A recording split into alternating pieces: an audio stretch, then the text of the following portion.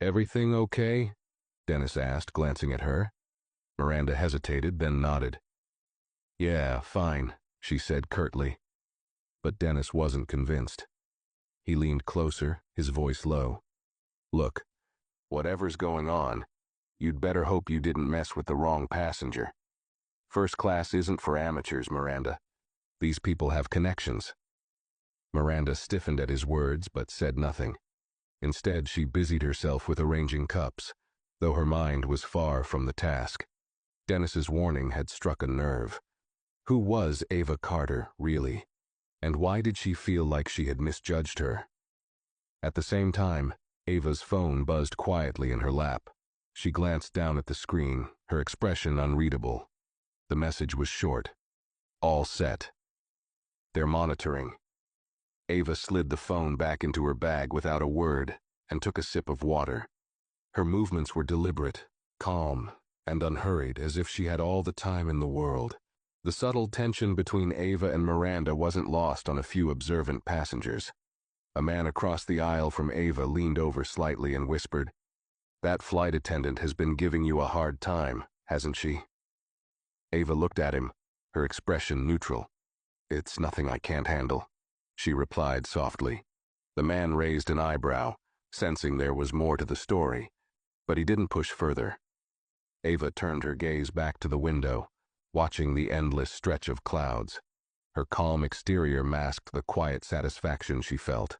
The gears were turning, and Miranda had no idea how far-reaching the consequences of her actions would be. Back in the first-class section, Miranda felt her unease deepen. Every passing minute seemed to stretch endlessly, the weight of the earlier phone call pressing on her. She couldn't shake the feeling that something was about to happen, something she wouldn't be able to control. The atmosphere in the cabin grew heavier with each passing minute, though the plane itself remained steady in its flight. Miranda's movements were more rigid now, her once confident stride replaced with nervous glances. She tried to keep herself busy, checking seat belts and distributing drinks, but her mind kept returning to Ava. Every time Miranda glanced toward the main cabin, Ava seemed as calm as ever, sitting with an air of quiet authority that Miranda found unnerving. Ava, meanwhile, appeared unbothered. She continued to gaze out of the window, occasionally jotting something down in her notebook. Her actions seemed so mundane, yet there was an undercurrent of purpose to everything she did. Passengers seated nearby couldn't help but notice her composure, contrasting sharply with Miranda's growing unease. Whispers began circulating among them, though no one dared to speak openly about the tension. Miranda's discomfort reached a breaking point when Dennis approached her in the galley again. He handed her a folded note, his expression unreadable. "The captain wants to see you," he said quietly. "What? Why?" Miranda asked, her voice sharper than intended. Dennis shrugged, though there was a faint edge of disapproval in his gaze. He didn't say. "Just go." Reluctantly, Miranda made her way toward the cockpit. As she stepped in, the door closed behind her, sealing her off from the cabin. Captain Harris, a middle-aged man with a calm yet authoritative demeanor, turned to face her. His co-pilot glanced briefly at her before returning his attention to the controls. "Miranda," Captain Harris began, his tone measured, "we've received another call from the executive office." Miranda's heart sank. "Sir, The captain held up a hand, cutting her off. "This is serious.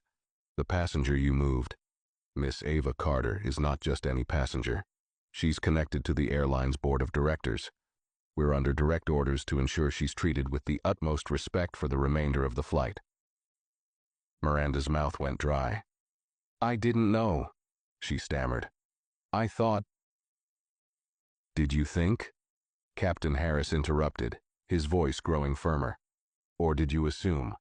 Because from where I'm sitting it looks like you acted without cause. That's unacceptable." Miranda opened her mouth to defend herself, but no words came.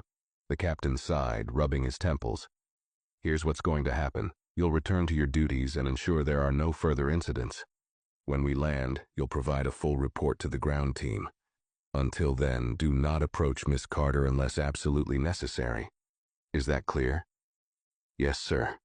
Miranda whispered, her cheeks burning with embarrassment. The captain nodded toward the door.